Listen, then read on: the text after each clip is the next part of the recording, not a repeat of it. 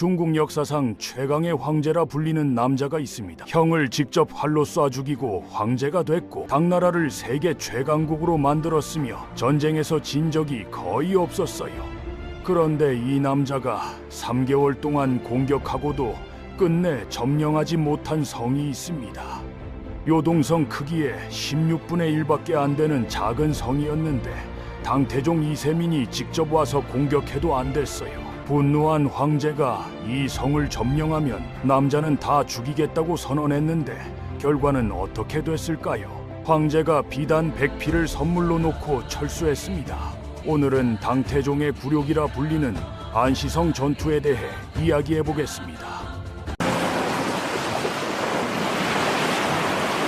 645년 당태종 이세민이 고구려 원정을 시작합니다. 이때 당나라 군대가 얼마나 대단했냐면 세계 최강 돌궐을 박살낸 그 군대예요. 총사령관급으로 이세적, 장량 같은 명장들이 다 왔고 황제 본인까지 직접 출정했습니다. 당시 기준으로 이건 올린이 반드시 이기겠다는 의지의 표현이었죠. 요하를 건너고 고구려 천리장성 지역으로 진입하면서 전투가 시작됐는데 초반에는 당나라가 승승장구했습니다. 계모성 점령하고 요동성 점령하고 비사성 성주는 항복해버렸고 장량이 이끄는 해군이 비사성까지 점령했어요. 그런데 북쪽의 신성에서 실패하고 남쪽의 건안성에서도 실패합니다. 모든 성을 다 먹은 게 아니에요. 뚫린 곳도 있고 막힌 곳도 있었던 거죠. 그러다가 안시성 앞에 도착한 게 145년 6월 20일입니다. 당태종 입장에서는 안시성이 좀 걸렸어요. 왜냐하면 내부에서도 의견이 갈렸거든요. 어떤 장수는 안시성은 성주와 백성들이 똘똘 뭉쳐 있어서 공격하기 어려우니 오골성을 치자고 했고, 어떤 장수는 건안성 성주가 늙고 나약하니 거길 치자고 했습니다. 연개 소문도 점령 못한 성이라는 말까지 나왔어요. 그런데 당태종이 안시성을 공격하기로 결정합니다. 이유는 정확히 모르지만 아마 자존심 문제였을 거예요. 황제의 깃발을 보고도 안시성 사람들이 전혀 기죽지 않고 북을 치고 함성을 지르니까 열받은 거죠. 당태종이 뭐라고 했냐면 이 성을 점령하면 남자는 다 죽이겠다고 선언했습니다. 이게 무슨 의미냐면 안시성 남자들 입장에서는 어차피 죽을 거잖아요. 항복해도 죽고 싸워도 죽으면 차라리 끝까지 싸우는 게 낫지 않겠습니까? 오히려 결사항전의 명분을 만들어준 셈이에요. 645년 6월 20일부터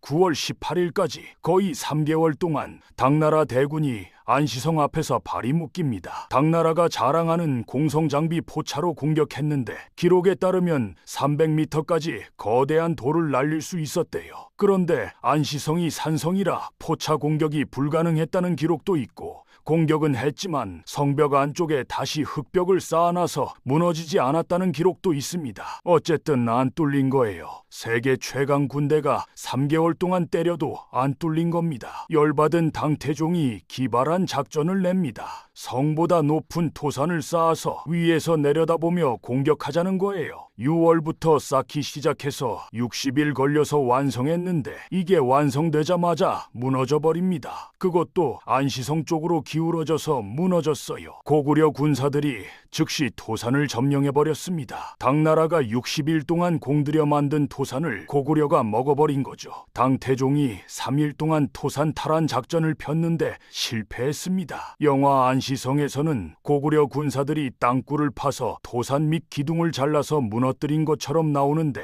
이건 기록에 없는 내용이에요. 실제로 왜 무너졌는지는 알 수 없습니다. 다만 토산 책임자도 아니고 부책임자의 부하 5명이 처형당했다는 기록이 있어요. 제가 생각하기에 토산이 영화처럼 거대했을 것 같지는 않아요. 상식적으로 생각해보면 토산 쌓기 시작한 게 7월인데 완성되면 9월이잖아요. 그때쯤이면 요동 지역은 거의 겨울이에요.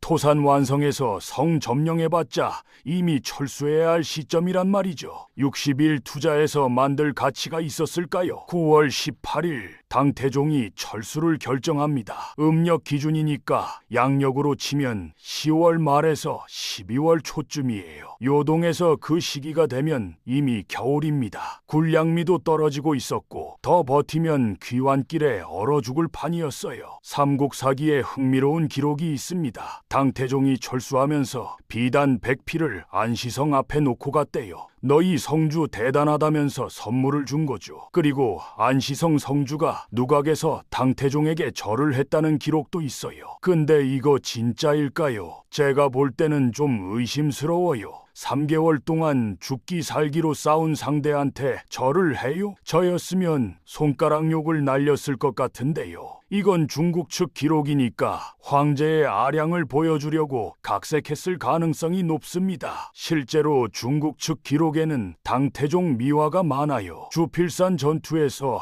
포로 잡은 고구려 군인 3만 명을 다 풀어줬다느니, 돌궐장수 다리에서 고름을 입으로 빨아줬다느니 하는 기록들이 있거든요. 그러니까 비단 백필 선물도 비슷한 맥락으로 봐야 할 것 같아요. 안시성 성주 이름이 양만춘이라고 알려져 있는데 이것도 확실하지 않습니다. 중국 역사서 어디에도 양만춘이란 이름이 안 나와요. 삼국사기 쓴 김부식도 안시성 성주 이름을 알 수 없어서 안타깝다고 기록했거든요. 양만춘이란 이름이 처음 등장하는 건 17세기 조선 현종 때입니다. 현종이 송준길한테 안시성 성주 이름 아느냐고 물었더니 양만춘이라고 대답했대요. 현종이 어떻게 아느냐고 물으니까 윤군수라는 사람한테 들었다고 하고, 윤군수는 중국 가서 어떤 책에서 봤다고 했는데 그 책이 뭔지 전해지지 않아요. 그러니까 1500년 동안 민간에서 구전으로 전해진 이름일 수도 있고 아닐 수도 있는 거예요. 만약 실제 성주 이름이 다른 건데 양만춘으로 기억되고 있다면 지하에서 진짜 성주가 억울할 것 같기도 해요. 다만 영웅의 이름이 중요한 게 아니라 그 업적이 중요한 거겠죠. 세계 최강 당나라 군대를 3개월 동안 막아낸 건 사실이니까요. 영화에서는 양만춘과 연개 소문이 사이가 안 좋았던 것처럼 나오는데 이것도 의문입니다. 당태종이 안시성 공격 전에 연개 소문도 점령 못한 성이라고 말한 기록이 있어서 그렇게 해석하는 건데 저는 좀 다르게 봐요. 상식적으로 생각해보세요. 당시 세계 최강 당태종이 쳐들어오는데 고구려 내부에서 내분이 있었다고요? 연개 소문이 권력자인데 안시성 성주가 반기를 들었다면 당태종 입장에서는 안시성 성주한테 먼저 접근했겠죠. 야, 너 연개 소문하고 사이 안 좋지? 내 편 하지 않을래? 이러면 되잖아요. 그런데 안시성은 연개 소문한테도 공격당하고 당태종한테도 싸웠어요.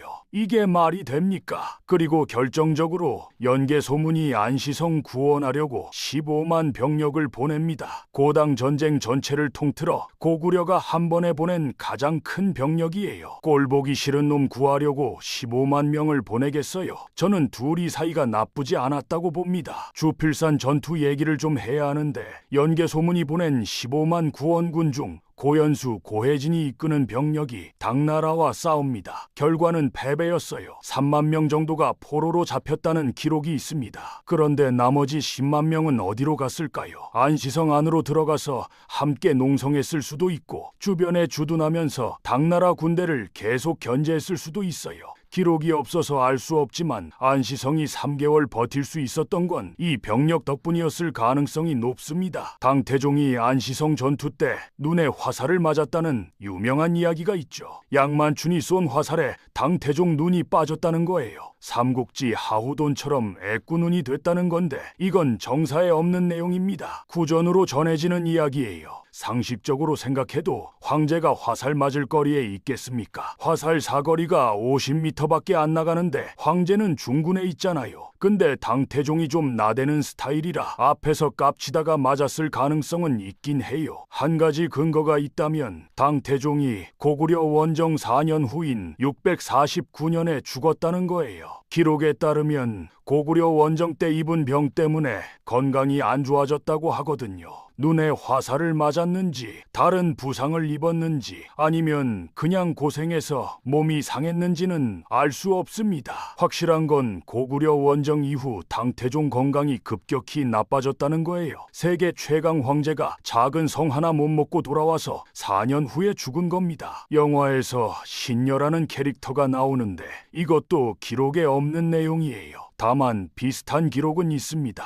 요동성 공격 때 성 안에 주몽을 모시는 사당이 있었는데 예쁜 여인을 신처럼 세워놓고 무당이 우리 여신님이 꿈에서 주몽신을 만났는데 고구려가 이긴다고 하셨다면서 사기를 올렸대요. 무당이나 점쟁이가 있었던 건 사실일 거예요. 지금도 있잖아요. 근데 영화처럼 신녀가 당태종한테 포로로 잡혔다가 풀려나고 고구려 급습 계획을 당태종한테 알려주고 하는 건 완전 픽션입니다. 안시성 전투의 의미를 정리해보면 이건 단순히 성 하나 지킨 게 아니에요. 당태종이 안시성에서 3개월 발목 잡힌 사이에 겨울이 왔고 결국 철수할 수밖에 없었습니다. 만약 안시성이 일찍 뚫렸으면 당나라 군대가 평양까지 갔을 수도 있어요. 안시성 하나가 고구려 전체를 살린 거죠. 요동성 크기의 16분의 1밖에 안 되는 작은 성이 세계 최강 제국의 황제를 막아낸 겁니다. 이게 안시성 전투가 지금까지 회자되는 이유예요. 당태종은 이후에도 고구려 원정을 포기하지 않았습니다.